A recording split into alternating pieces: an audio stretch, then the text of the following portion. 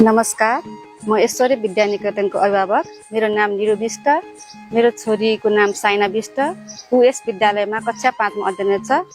यस विद्यालयमा गुरुस्थ शिक्षाको साथसाथै मैत्रीपूर्ण भावना, अनुशासित शिक्षक शिक्षिकाहरू हुनुहुन्छ।